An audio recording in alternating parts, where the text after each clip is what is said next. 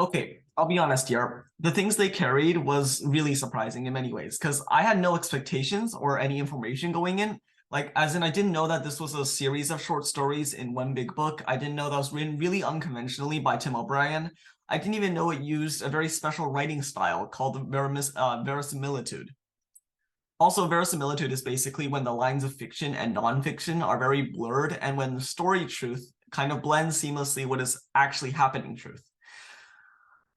The general idea is that Tim O'Brien, Brian, I'm not sure how to pronounce that, who's also the main character in his own book and the author, is a soldier who is drafted into the Vietnamese-American War.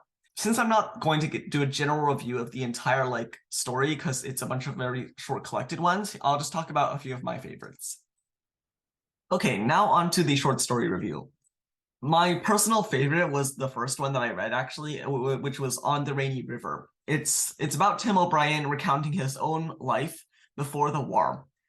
He was just an average person who was drafted into the war, and he really didn't think he deserved to go. He was one of those more intellectual people. He didn't think that war was for him. He didn't think courage and bravery were for him.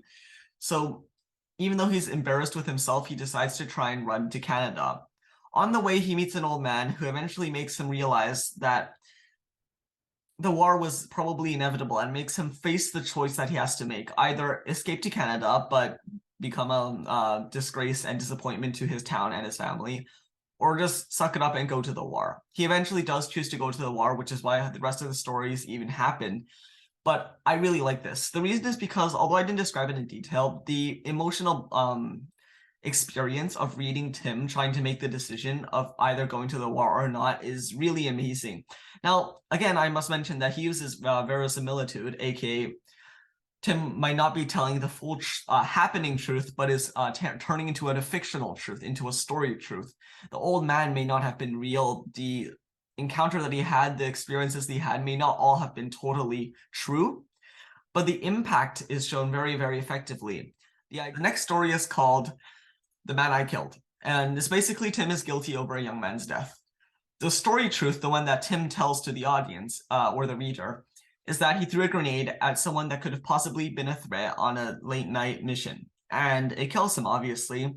The bodily gore and the trauma eventually make him feel extremely guilty over the actions he just did, especially since the soldier possibly could have not seen him and moved on and lived on with his life. But now because of Tim, he is dead. The story truth makes it so that Tim kind of gives us a look into his own guilt and the feelings that he had when he killed someone and the possibilities that that person could have gone on. He uses the story truth to make us feel the trauma of having to kill another human being and the made-up backstory to give us more of a compassion for him as well. Okay, the last two short stories I'm going to talk about are very heavily related to each other. And it's not about Tim himself, and it's more about a general war experience. The main character this time is more of a person named Norman in the first, called Speaking of Courage. In Speaking of Courage, Norman, after the war, returns to his home, but realizes that everyone around him has already changed in ways that he can no longer match. His friends are dead, and his future is kind of lacking. Norman tries to explain the guilt of the war, but he has no one to really talk to, so instead just makes an imaginary scenario in his mind to talk about the fact that his best friend Kiowa died in the war, drowning in a massive pool of nothing more than human feces, and the fact that he couldn't save him because of the smell. The entire kind of squad is really, really guilty over the death. Norman himself obviously is the most guilty, but the first lieutenant and everyone else there were also heartbroken. In the Field concludes with them finding the body and kind of coming to terms with the death. Tim also uses this opportunity to kind of even more finalize the universal theme throughout the entirety of the things they carried, which is the idea of guilt after war.